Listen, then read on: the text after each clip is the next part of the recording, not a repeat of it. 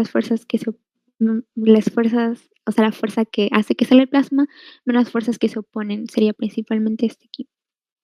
Y hay un componente en la filtración que siempre va a estar, que es el coeficiente de filtración.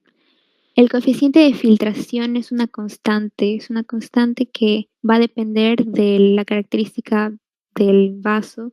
Por ejemplo, si es que hay, bueno, si es que hay, en el vaso, poros muy grandes o si hay poros muy pequeños, va a variar el coeficiente de filtración.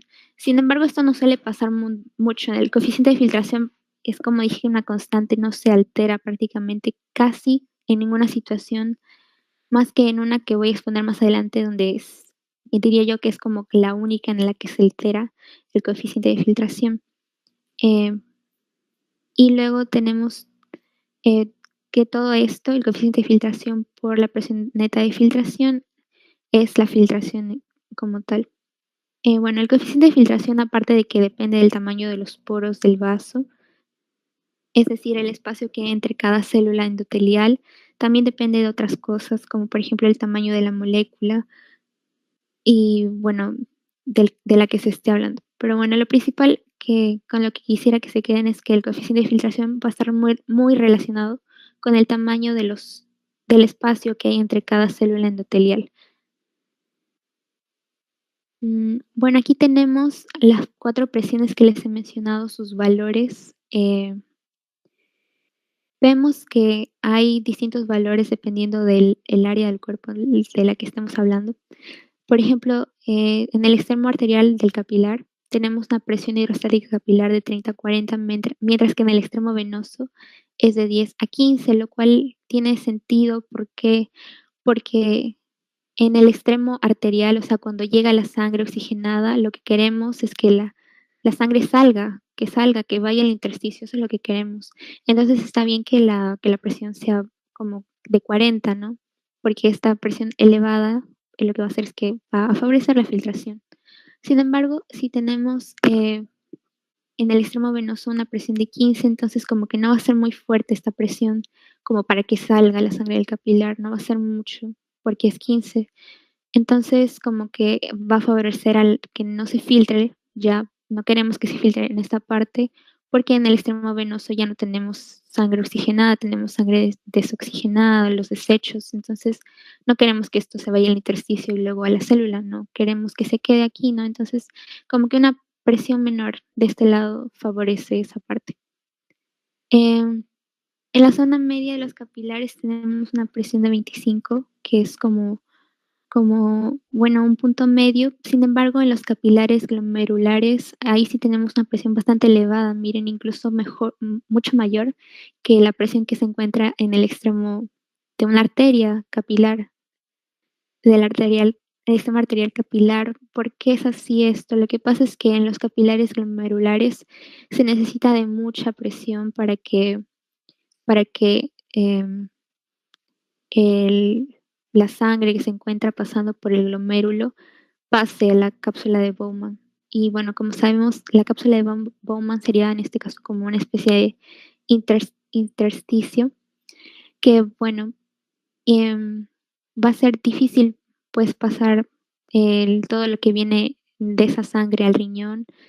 Va a ser muy difícil de que pase porque va a necesitar bueno, una alta presión para que pase la cápsula de Bowman, para que se pueda filtrar todos bueno, los desechos que vienen y se alojan, o bueno, que vienen, pasan por la sangre del riñón, van al glomérulo y se tienen que eliminar esos desechos sí o sí. Entonces se tiene que botar la sangre que está en los capilares glomerulares. Entonces, para que se bote todos esos desechos, esa carga, se necesita una presión elevada.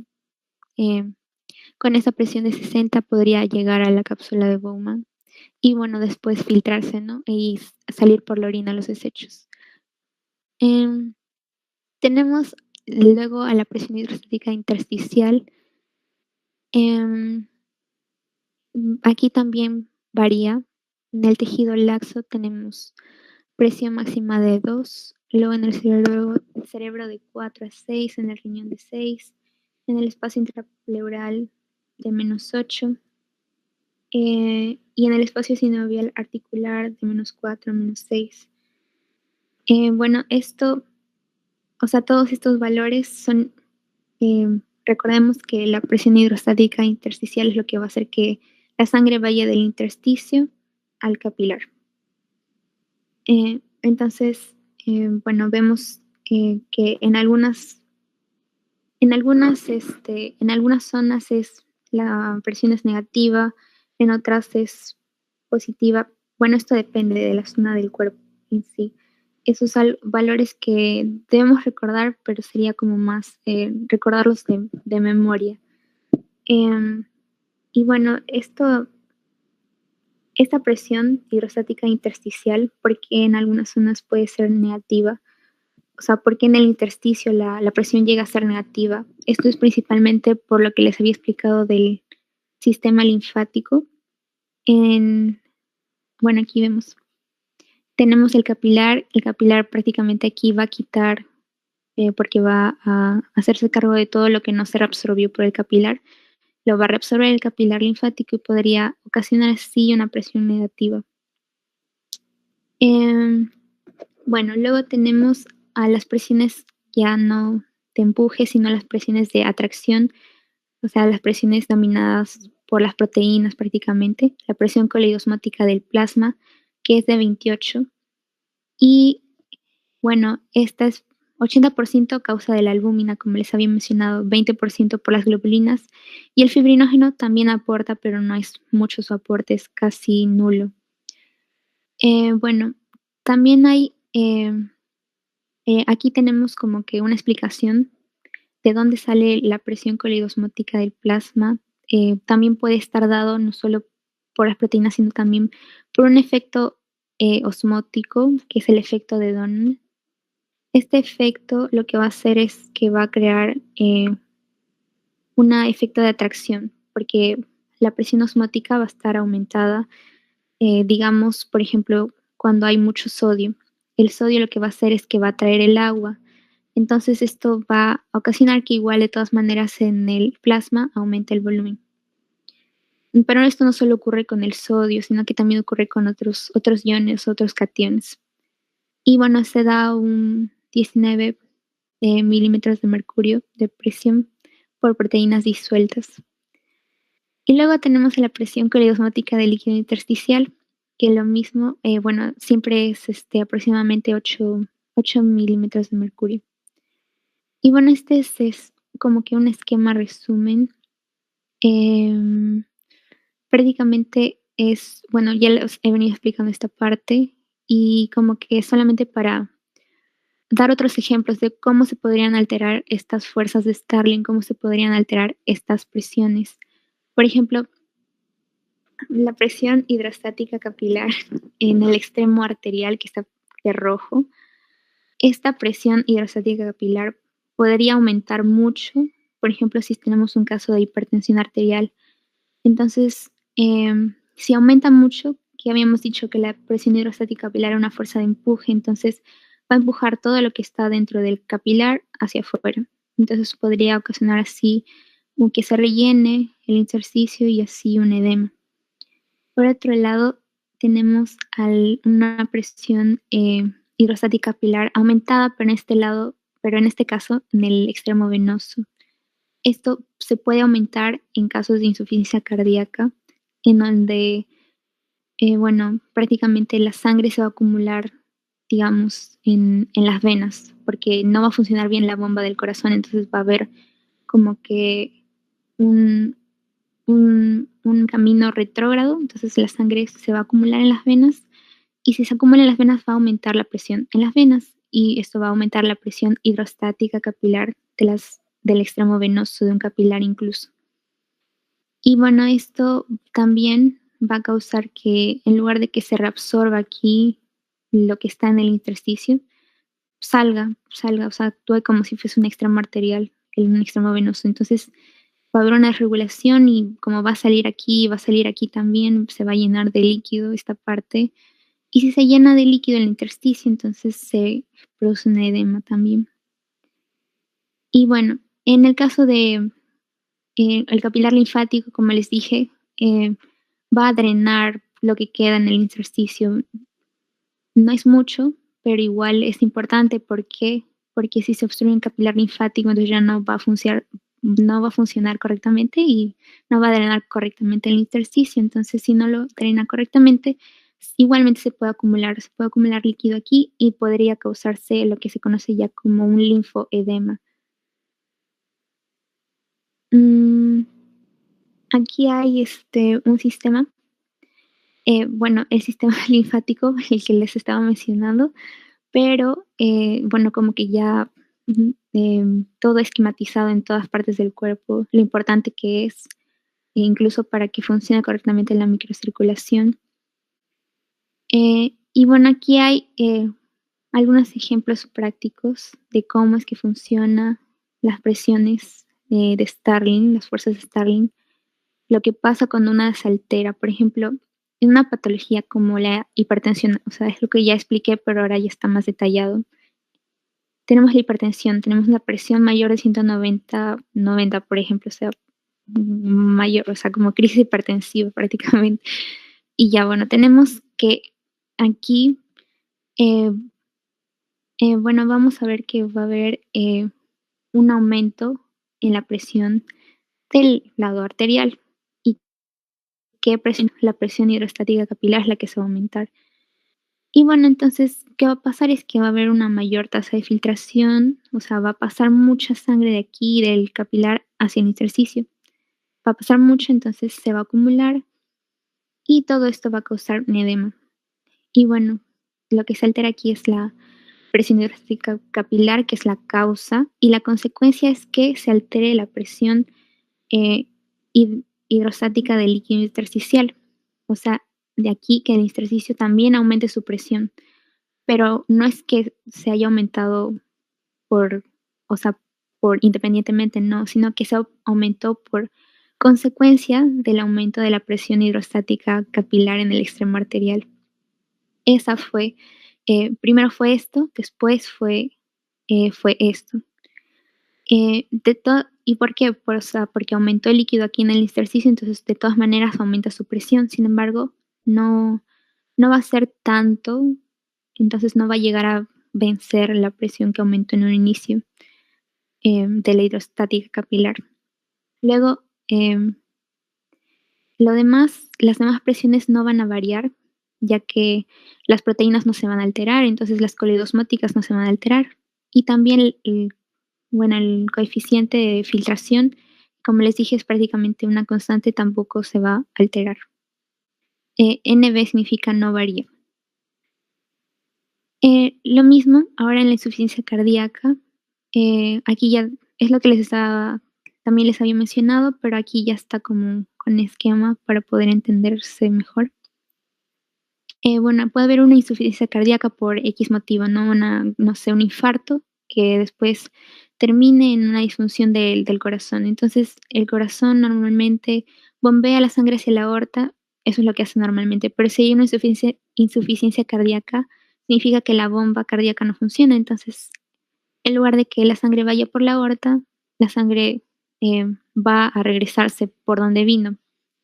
Del ventrículo izquierdo va a regresarse a la aurícula izquierda, luego las venas pulmonares, luego el pulmón, el tronco pulmonar y se regresa. Entonces va a haber un flujo retrógrado sanguíneo y se va a acumular sangre en el sistema venoso periférico.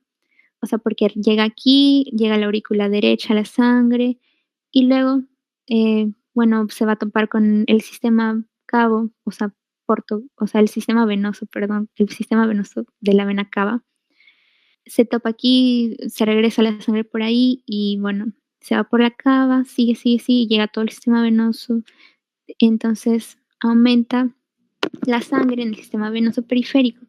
Esto va a aumentar la presión hidrostática capilar del lado venoso y si aumenta la presión hidrostática capilar del lado venoso, o bueno, otra vez va a pasar lo que les mencioné, ¿no? La presión hidrostática es una fuerza de empuje, va a favorecer que se filtre el contenido que está dentro del vaso hacia el intersticio y en el intersticio se va a acumular y entonces pues va a haber un edema.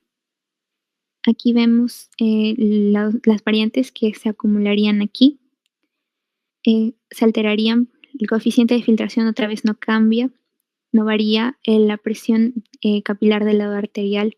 Bueno, se puede mencionar que como estamos en una insuficiencia cardíaca puede estar aumentado, pero es más la presión hidrostática del lado venoso la que se afecta en la insuficiencia cardíaca. Esta sería la causa. Luego tenemos que la presión hidrostática del líquido intersticial otra vez va a aumentarse, pero no, o sea, esta no fue la causa fue esta. Y aumento de la presión en el lado venoso fue el que causó la presión hidrostática aumentada en el líquido intersticial. Todo lo demás no varía, es muy similar a lo que mencionamos que pasaba en la enfermedad hipertensiva. En una insuficiencia hepática aquí es importante ya porque ya no se van a afectar las presiones hidrostáticas, sino que ahora se va a afectar la presión coleidosmótica. ¿Y por qué? Bueno, porque el hígado va a ser el principal productor, o sea, de proteínas, o sea, que va a liberar a la sangre las proteínas como la albúmina. Entonces, si es que no funciona bien el hígado, entonces eh, no se va a producir albúmina, por así decirlo, y va a disminuir la albúmina en todas las partes del sistema circulatorio, va a disminuir la albúmina en el plasma, entonces la albúmina era la que mandaba en la presión coleidosmótica del plasma, va a disminuir la presión coleidosmótica del plasma, y entonces si es que no hay presión coleidosmótica del plasma, no va a haber nada que mantenga la sangre atraída dentro del plasma. Entonces, el, el digamos que va a liberarse, o sea, la sangre ya no va, otra vez se va a aumentar en el intersticio y se va a ocasionar el edema. O sea, todo al final termina aumentando la presión hidrostática del líquido intersticial porque todo al final como que termina liberando es el flujo al intersticio. Y bueno, el responsable pues es que se alteró la presión coleidosmótica, disminuye. La consecuencia, un aumento en la presión hidrostática intersticial y la variación de la presión hidrostática capilar es nula en la mayoría de casos. Y en las demás presiones tampoco no cambian, el coeficiente tampoco cambia. Y bueno, aquí solamente como para recordar, ¿no?, qué podría causar una insuficiencia hepática, la cirrosis, la hepatitis o medicamentos. La estatosis hepática podría evolucionar a cirrosis. Igualmente puede haber cirrosis por causa del alcohol, pero no es la única. Ahora se ha visto mucho un aumento que es la estatosis hepática la que podría ocasionar después la cirrosis. Ya no es como antes se creía quizás que solamente era el alcohol, ¿no? También puede ser el hígado graso. Y solamente para recordar esto, ¿no? Es importante. Luego tenemos otro, otra patología en el cual se puede alterar estas presiones de Starling, que es la insuficiencia renal, en donde no se pierden proteínas, em, porque si se pierden proteínas, si tenemos una insuficiencia renal con proteinuria, entonces pasaría lo mismo que pasó en la insuficiencia hepática, se alteraría la presión coleidosmótica del plasma. Entonces, en la insuficiencia renal, que no tenemos proteinuria, es decir, las proteínas están bien, la albúmina está bien, lo que pasa es que va a haber una activación primero va a haber una menor filtración glomerular, entonces va a pasar menos sodio al glomérulo, entonces que pase menos sodio al glomérulo, como todos sabemos, va a aumentar el sistema renina-angiotensina-aldosterona. Y este sistema renina-angiotensina-aldosterona lo que va prácticamente a causar en el cuerpo es que va a aumentar la volemia, o sea, todo el líquido va a hacer que se quede en el vaso sanguíneo, o sea, va a ocasionar una sobrecarga hídrica y que esta sobrecarga hídrica lo que va a causar es un aumento de la presión hidrostática capilar, lo mismo, entonces terminaría siendo lo mismo que pasa en una enfermedad hipertensiva, porque aumenta la presión hidrostática capilar, aumenta su salida hacia el espacio intersticial y luego pues va a aumentar la filtración hacia el intersticio y va a ocasionar un edema. Y las variantes son las mismas, las que se afectan de este modo. Y luego, si tenemos en el caso de un traumatismo local, También se pueden afectar las variables, las fuerzas de Starling. ¿Por qué? Porque aquí bueno, hay un traumatismo, van a liberarse distintos mediadores, citocinas, que van a alterar el tamaño de que hay entre cada célula endotelial. O sea, aquí vemos que están como que juntitas todas las células, ¿no? Pero ante un traumatismo puede, pueden alterarse, puede haber una activación endotelial que va a ocasionar que se separen las células del endotelio, se separen, entonces los poros van a ser más grandes. Y no sé si recuerdan, pero yo les había mencionado que si los poros eran como más grandes, se iba a alterar una constante en específico, que es el coeficiente de filtración, que es prácticamente la causa del edema. Se altera el coeficiente de filtración y como consecuencia, bueno, va a haber una alteración en todas las otras presiones de las fuerzas de Starling. Es casi en este caso en donde se podría alterar el coeficiente de filtración solamente aquí, porque en todo lo demás que hemos visto que no varía nunca casi el coeficiente de filtración. Y bueno, aquí tenemos otro que ya tiene que ver más con el sistema linfático de por qué se causa el edema. Bueno, el edema se causa, como había mencionado antes, en un esquema que creo que aquí se entiende mejor, pero lo voy a volver a mencionar, que había hecho mi esquema aquí. Si se obstruye aquí, esto puede ser por parásitos, filariasis, entonces ya no se va a poder como que reabsorber todo lo que quedaba, ¿no? Todo lo que no se reabsorbió en su totalidad por el capilar. Entonces se tiene que reabsorber, pero ya no va a poder porque va a estar obstruido este capilar linfático, entonces se va a acumular todos los desechos aquí en el intersticio igual, se acumula poco a poco y va a ocasionar el edema. Em, Aquí están todas las causas, bueno, no todas, pero algunas de las más importantes, la filariasis por parásitos, y bueno, por el mecanismo por el cual les he explicado. El linfedema es un edema duro, es unilateral y es indoloro, o sea, como se observa en la imagen. Y bueno, la desnutrición proteica, que es igual, ¿qué pasa aquí? Lo que pasa es que disminuyen las proteínas, entonces las proteínas tienen que ver con las presiones colidosmóticas, en especial la presión colidosmótica del plasma. Entonces, no hay presión colidosmótica del plasma, hay menos reabsorción de líquido en el extremo venoso, entonces el líquido se queda en el intersticio y se forma el edema. Y bueno, eso es lo que pasa en la desnutrición proteica, que es prácticamente similar a lo que pasa en la insuficiencia hepática.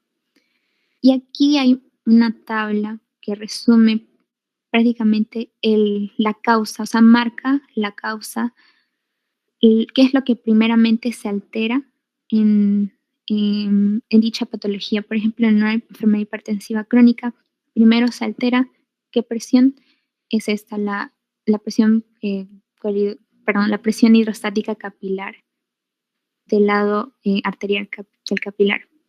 Igual en la insuficiencia cardíaca, igual en la insuficiencia renal sin proteinuria e igual en la sobrehidratación. En la bipedestación prolongada se aumenta la presión hidrostática capilar del lado venoso del capilar. En el caso de la enfermedad hipertensiva crónica se aumenta la permeabilidad capilar y también en la inflamación local se aumenta la permeabilidad capilar, pero eso es principalmente aquí en la inflamación local es donde aumenta la permeabilidad capilar, porque aquí en la hipertensiva crónica lo que más se altera es la presión hidrostática capilar arterial. Y bueno, es como igual en la presión colidosmótica del plasma, donde se altera, o sea, lo primero en donde se altera es en la insuficiencia hepática, luego en la insuficiencia renal con proteinuria y también en la desnutrición proteica. O sea, como que varias patologías como que tienen una alteración común. Y eso es importante saberlo, es importante reconocerlo. Es lo que solían preguntar quizás en clase. Y bueno, es más que todo para tener la lógica de entender cómo se forma el edema, que es lo más importante de esta clase. Espero que les haya servido. Em, y bueno, eso sería todo.